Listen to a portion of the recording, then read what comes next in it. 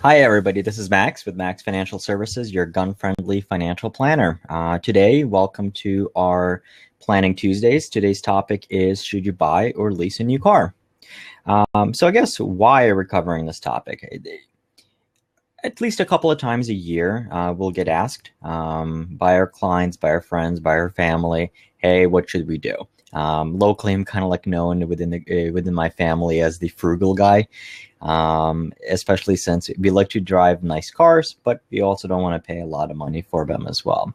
Um, Oftentimes, at least once a year, I'll have a friend come to me like, oh, did you check out so-and-so's car? It's like, oh, they got a really nice Lexus or whatever.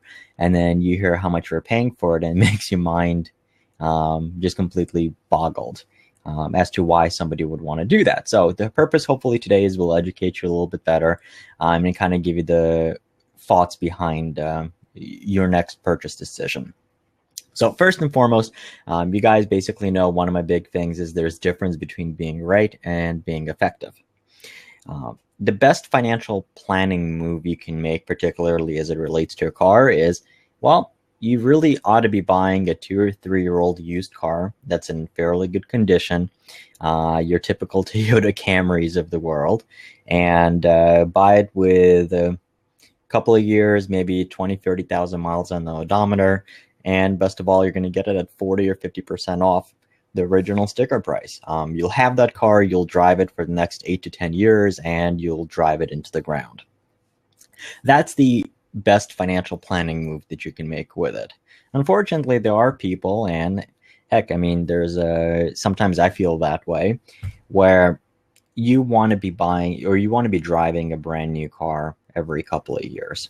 Or you might be a type of person who can't stomach the thought of buying someone's used car, or the idea of, hey, I don't want to buy somebody else's problem. So this is the conversation for you. We're talking about how to make the most effective decision as it comes to purchase, as it comes to your next car purchase. So to get it out of the way, we're going to be talking about both buying and leasing. I feel I need to apologize a little bit because in reality, leasing a car is really buying it too. As it relates to when you go into the car dealership or you go to the sales manager's office, to them, it doesn't really make a difference anyway. It's both financing and leasing is still the type of a purchase. The question is, how long you're going to have the car and what exactly are you financing? So we got that difference out of the way. Let's talk about a straight purchase. So I kind of drew up a chart so you can kind of see it both, and I'll raise it up a little bit higher. Let's say a regular purchase, when you're going to finance the price of the car, you're going to go into the dealership. It's going to have some sort of a sticker price. Then you're going to have your purchase price, which is your negotiated price plus tax, tags, and fees. That amount is what you are going to finance. So if you're going to be financing it for 60 months, you're going to have it for 60 months. And then so you take the entire price, you add in an interest rate, and you divide it by 60 months, you divide it by 72 months, whatever it's going to be. If you want to pay off the car earlier, you're going to do it over 36 months. Right now, because most interest rates are very, very low, it would be silly not to take a longer term loan if you can have it. In reality, in a regular purchase, the sticker price does not make a difference. It could be $50,000 car that you're buying for $35,000. The MSRP does not matter at all. It might be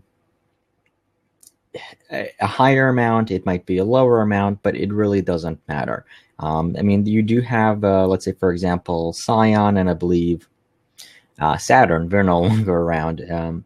What they actually try to do is, hey, you have the sticker price, and they're not going to negotiate anything off of the sticker price. Meanwhile, you go to a Volvo dealership, and then you have the sticker price, and then you have lots of rebates, and then you'll finally come down to your actual purchase price. When you're buying a car, the only number that really should matter is the purchase price, because that is actually how much you're going to be financing, and that is how much you're going to be paying for the car. So that's on the purchases.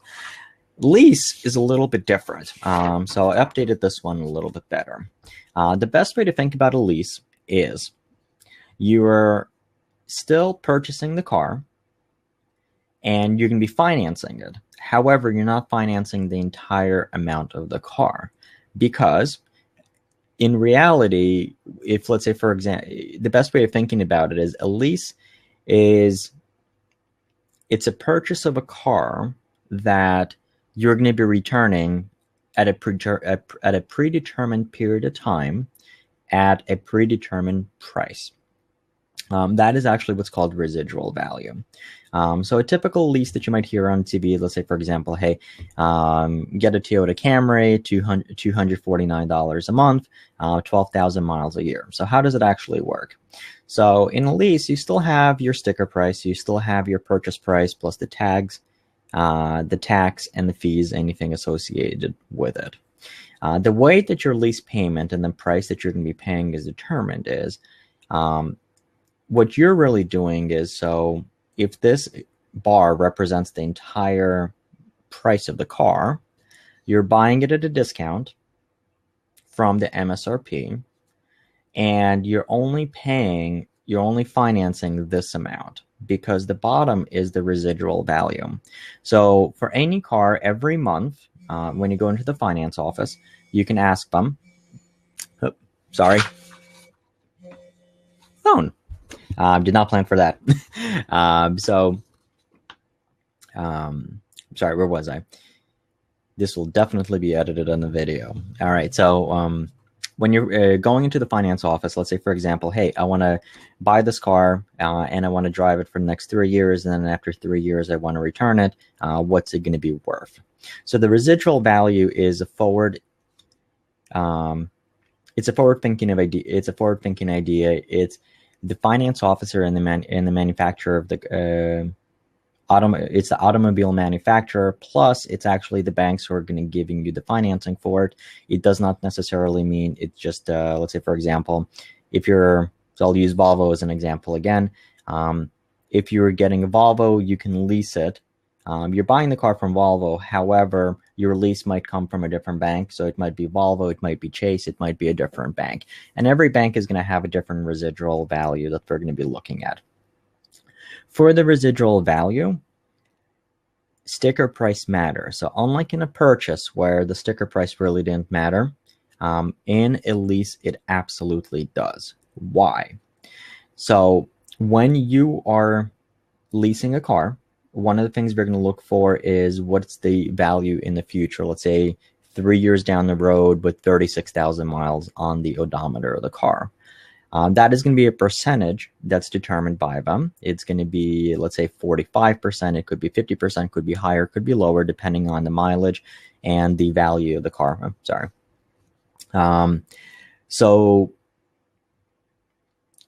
once they have the value is not based, the percentage value is not based off of the purchase price. The percentage value is based off of the sticker price. That is why here, it might actually make sense to lease a more expensive car that has bigger discounts on them. So in essence, this number where this bar is determined by the MSRP. And there's two ways of really looking at it. Since you're financing this, you want this to be as small as possible. So you're either looking at cars that have a very high residual value, or you're going to have cars where the sticker price is high, but the selling price is lower. This is why you might actually run into situations that we ran into ourselves. For instance, we leased a new car for my spouse about maybe 6 months ago, and we ended up getting a $42,000 Volvo, and the lease payment on that was cheaper than it would be to lease a brand new Honda CR-V, which was a $27,000 car. And the reason why, on the Volvo, the residual value was decent, but there was a significant amount of money that was given back via rebates and plus on the price of the car. So that's where it really kind of makes a difference in terms of that. Overall, the bigger things to really look at, if you're the type of person that is going to need to be in a new car every 2 or 3 years, you absolutely should look at leasing. If you're emphasis is on you'd rather be in a new car, and it doesn't really matter whether it's a Honda Accord or whether it's a Volkswagen Passat or anything else like that. You can absolutely do a really good job finding yourself a really good bargain. So for instance, mid-sized cars, so to name those again, the Accords, the Passats, the Toyota Camrys of the world, they are going to be very, very, very competitive. Another one is, let's say, for example, the Mazda 6s. They're going to be very, very competitive, and you can typically lease one for right around $250 a month with zero out of pocket, with no fees out of pocket. Everything rolled into the payment. It works, and the reason why is because those cars, they have fairly good reliability. They're going to be because they have the better reliability, or at least the perceived value. The residual values on those cars are higher in the future, and that's why it kind of makes sense. And once again, higher residual, cheaper purchase price, your lease payment is going to be significantly lower than if you're just going to be financing a new car. As far as financing, one of the things that we've definitely found is if you're one of those, hey, I need to drive American, I need to have an American car, you should not look at leasing an American car. And the reason why, much like Hyundai's, the value of the car 3 years, 36,000 miles later is horrible. So even though you might get a really good purchase price, the residual value is going to be significantly lower on those cars, which means your payment might be significantly higher anyway. I know when, for example, when we were looking, you can be paying the same lease payment on a $40,000 Volvo or $45,000 BMW as you would be on a $25,000 Buick. And all of that is because the Buick's value 3 years down the road is going to be significantly lower than a luxury car or anything else along those lines. So just a couple of things basically to keep in mind. If you do need to buy American, well, buy American. Do not lease American. It just typically does not make sense. If you want a lease payment, and if you just, let's say, for example, my spouse is the type of person that, hey, I don't care necessarily what kind of car it is. I just want to make sure that it's reliable. I want to make sure that it's new. I don't want to worry about any repair work. I want the car to be covered under warranty, and I want the lease payment to be quite cheap. So with that in mind, since those are the two things that you want to control, you want new and you want a cheap lease payment, you're going to be limited a little bit to the type of cars that you're going to be able to get. So be prepared for that. Now, if you're the type of person that basically says, hey, I want a brand new Honda CR-V, I don't care how much it costs. Well, at that point, you're basically going to be at the mercy of the dealership and whatever the programs that they're going to be running. So for instance, when we were looking at the Honda CR-Vs for a client recently, if you wanted, let's say, heated seats or anything else like that, your lease payment was over $300 a month. And at that point, hey, would I rather be driving a $25,000 Honda CR-V, or do I want to be driving a BMW 3 Series for the same price? And you can do that, and you can actually run deals just like that. I've actually heard of recently of somebody having a $290 a month payment on a 1 year leftover model of a Mercedes C-Class. So meanwhile, they're driving a Mercedes C-Class for the same price that somebody's paying for a Hyundai Sonata. You make the choice in that regard. So hopefully that was a value. Like I said, just kind of recap everything. When you're financing a car, you're taking the entire price of the car, you're dividing it by your number of months that you have, plus you add in the interest, tags, taxes, and any other fees that are going to be required in there. When you're leasing, you're financing only the amount that the difference between the sales price and the price that the car is predetermined to be worth in the future. That's why you're going to have a lower total payment. And for the type people who absolutely need to have a new car every couple of years, that is going to be the only way of looking at it.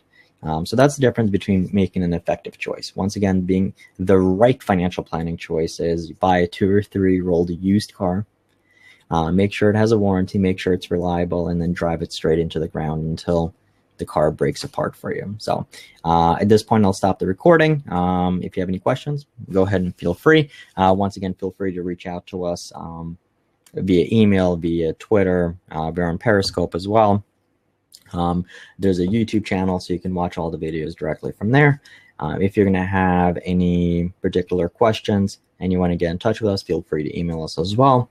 And on Thursday, we're going to have a regular market updates call. One of the things we're going to be covering is the latest earnings reports from Apple and Twitter.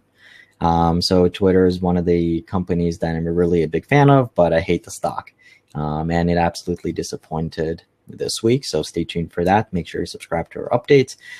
Make sure you view our previously recorded sessions. And once again, you can go directly to our website, www.maxfs.com, and go from there.